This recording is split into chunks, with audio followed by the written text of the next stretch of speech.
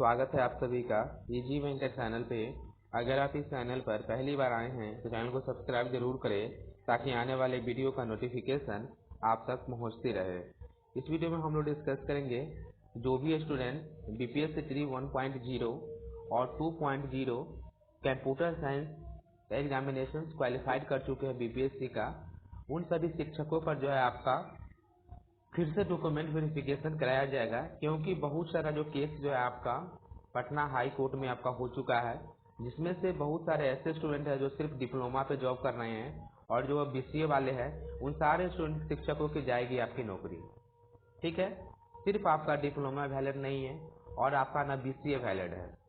जो student diploma वाले हैं, ठीक है, वह स्टूडेंट जो है आपका 10+2 के टीचर नहीं बन सकते हैं। वह तभी बन सकते हैं जब उनको डिप्लोमा के साथ कोई भी ग्रेजुएशन या पीजी का डिग्री हो। सिर्फ डिप्लोमा पे आप जो है इसके लिए एलिजिबल ही नहीं थे। लेकिन बहुत सारे ऐसे कैंडिडेट है ट्री 1.0 में भी जो क्वालिफाइड कर गए हैं, सिर्फ वह डिप्लोमा पे फॉर्म फिल कर दिए थे। ठीक है, उनके पास कोई भी ग्रेजुएशन का डिग्री नहीं था और वह क्वालिफाइड भी कर गए और वह जॉब भी कर रहे हैं। तो ऐसा स्टूडेंट को जो चिन्हित करके उनको जो है जॉब से बाहर किया जाएगा। ठीक है, और बीसीए वाले को भी। तो यहाँ पे क्या क्या अपडेट है वो हम लोग यहाँ पे डिस्कस कर लेते हैं वन बाय वन। इसके पीछे क्या रीजन है, कौन रहेंगे। अगर आप सिर्फ डिप्लोमा या बैचलर डिग्री पर बने कंप्यूटर शिक्षक तो जाएगी नौकरी। इसके पीछे लॉजिक यह है कि जो आपका एसटीईटी जो हुआ था, ठीक है, ये आपका 2019 में हुआ था और ट्री 1.0 में वही स्टूडेंट अपियर हुए थे जो एसटीईटी 2019 क्वालिफाइड थे। ठीक है, तो एसटीईटी 2019 में जो आपका हुआ था, इसमें सिर्फ 1.0 वाले में जो है आपका सिर्फ यही स्टूडेंट जॉब कर रहे हैं जो 19 वाले हैं। और उस समय क्या था कि जो स्टूडेंट डिप्लोमा किए हुए थे, ठीक है, जो स्टूडेंट डिप्लोमा वाले थे, उनका डिप्लोमा अगर उनका 18 में कंप्लीट हुआ था या 19 में कंप्लीट हुआ था तो वह भी स्टूडेंट जो इस एसटीईटी के एग्जामिनेशन में अपियर हो गए थे। लेकिन उनको फॉर्म फिल ही नहीं करना था एसटीईटी का, क्योंकि एसटीईटी का जो भी आपका एलिजिबिलिटी है उसमें भी सिर्फ आपका डिप्लोमा वाले अपियर नहीं एलिजिबल नहीं है और नहीं आपका बीसीए वाले एलिजिबल है। जो सिर्फ बीसीए किए हुए थे ना उनको भी एलिजिबिलिटी है फॉर्म फिलअप करने का और नहीं डिप्लोमा वाले का। तो उस समय तो फॉर्म फिल कर दिए और एसटीईटी क्वालिफाइड भी कर गए थे। तो जो भी एसटीईटी क्वालिफाइड कर गए वह सारे स्टूडेंट 1.0 में अपियर हो गए और इसमें इतना ज्यादा ही सीट था कि वह सारे स्टूडेंट का अप्रोक्स आपका जो है सिलेक्शन हो गया। ठीक है, ठीक है, अब लगभग आपका 8395 कंप्यूटर साइंस का सीट था जो बहुत ही ज्यादा था। इसमें जो डिप्लोमा वाले बीसीए वाले वह सारा जो है क्वालिफाइड कर गए। तो यहाँ पे छाटने का रीजन यह है, अगर आप डिप्लोमा भी किए हैं तो आपको भी जो आपका एलिजिबिलिटी है, लेकिन आपको डिप्लोमा के साथ आपको कोई बैचलर डिग्री होना चाहिए साथ में। वह भी बैचलर डिग्री तब तक होना चाहिए, अगर आप 2019 वाले एसटीईटी क्वालिफाइड है तो आपको 2019 से पहले तक आपको दोनों चीज कंप्लीट होना चाहिए था। तो ऐसा स्टूडेंट के पास नहीं है, सिर्फ वो डिप्लोमा कंप्लीट किए हुए हैं 19 में और उसके बाद जो है आपका अगर आपका जो ट्री जो हुआ है आपका 2023 में हुआ है, उसके बाद वह बैचलर कंप्लीट किए हैं 2023 से पहले तक, और वह स्टूडेंट जो एग्जामिनेशन फॉर्म फिल करके जॉब कर रहे हैं। तो ऐसे स्टूडेंट का तो एलिजिबिलिटी ही फेक है। ठीक है, फर्जी आपका हो गया आपके यहाँ पे एलिजिबिलिटी, क्योंकि आप तो डिप्लोमा पे न अप्लाई कर चुके हैं। आप डिप्लोमा पे आप एसटीईटी क्वालिफाइड है और ऐसा डिप्लोमा पे तो आपको फॉर्म ही नहीं फिल करना चाहिए था। तो जो स्टूडेंट का 2019 तक बैचलर डिग्री डिप्लोमा या जो बीसीए किए हुए थे उनका कोई भी जो आपका पीजी हो उनके साथ अगर वह कंप्लीट किए हुए हैं तो उनका जॉब नहीं जाएगा। लेकिन सिर्फ आप बीसीए किए हुए थे 2019 तक, तब आपका जो वहाँ पे जॉब जो है 100% चली जाएगी, क्योंकि आपका बीसीए के साथ आपका पीजी भी कंप्लीट होना चाहिए था 2019 तक ही। लेकिन बहुत सारे ऐसे स्टूडेंट हैं जिनका नहीं था, सिर्फ बीसीए पे फॉर्म फिल कर दिए और 2019 के बाद उनका 2021 में पीजी कंप्लीट हुआ है, लेकिन वह जो है ट्री 1.0 से जॉब कर रहे हैं। तो यहाँ पे जो उनका नोटिफिकेशन के अकॉर्डिंग उनका एलिजिबिलिटी ही नहीं है, आप यहाँ पे देख सकते हैं। उसके बाद जो है बहुत सारे यहाँ भी आया है, गोपालगंज के थ्रू नोटिस जारी किया गया जो टीचर को हटाया गया सिर्फ डिप्लोमा किए हुए थे।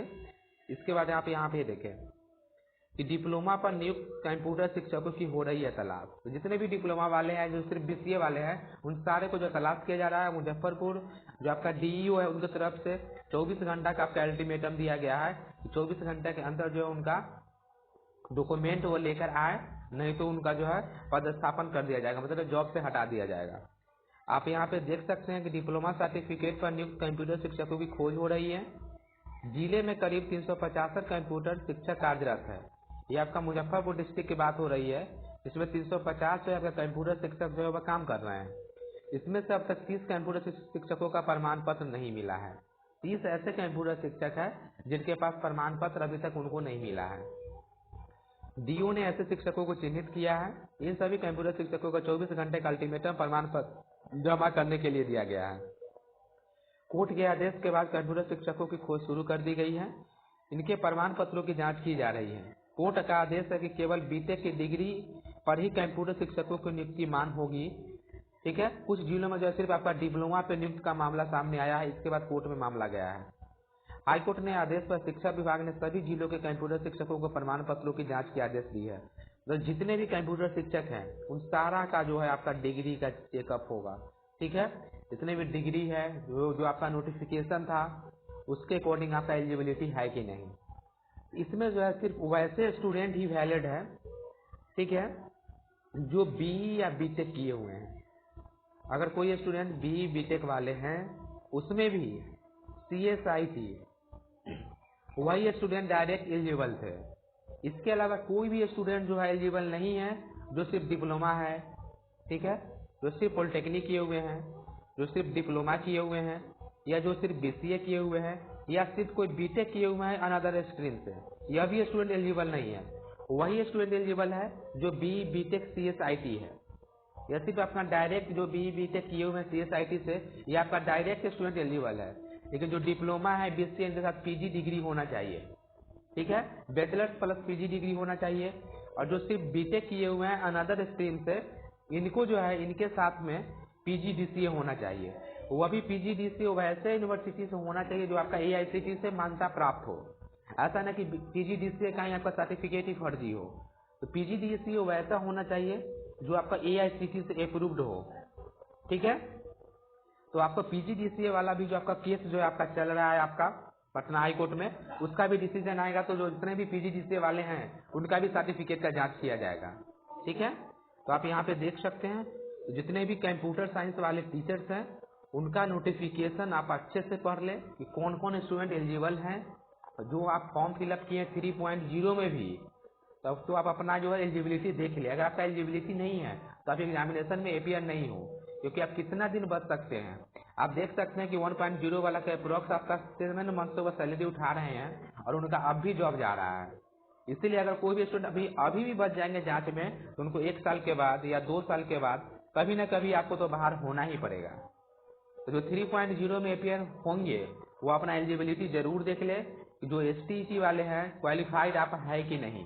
और STET अगर आप 2019 क्वालिफाइड है तो आपको 2019 तक ही उसका नोटिफिकेशन के अकॉर्डिंग आपका एलिजिबिलिटी कंप्लीट होना चाहिए, तभी आप जो अपीयर है। और जो STET 2023 वाले हैं उनका भी, वो भी अगर बीटेक सिंपल किए हुए हैं, अगर उनका CSIT नहीं है तो अभी जो है फॉर्म फिलअप नहीं करे जब तक आपका PGDCA कंप्लीट ना हो। ठीक है, अगर आपको एलिजिबिलिटी से रिलेटेड, ठीक है, अगर आपको एलिजिबिलिटी से रिलेटेड वीडियो चाहिए तो आप कमेंट कर सकते हैं। उसके बाद हम एक आपका जो है प्रॉपर वीडियो लेकर आएंगे एलिजिबिलिटी से रिलेटेड कि कौन कौन से स्टूडेंट जो आपका ओरिजिनल में आपका एलिजिबल है कंप्यूटर साइंस के लिए। ठीक है, अगर आपको BPSC 3 1.0 2.0 3.0 कंप्यूटर साइंस से रिलेटेड कोई भी डाउट है तो आप कमेंट करके पूछ सकते हैं। अगर यह वीडियो आपको अच्छा लगे तो चैनल को सब्सक्राइब जरूर करें। Thank you for watching.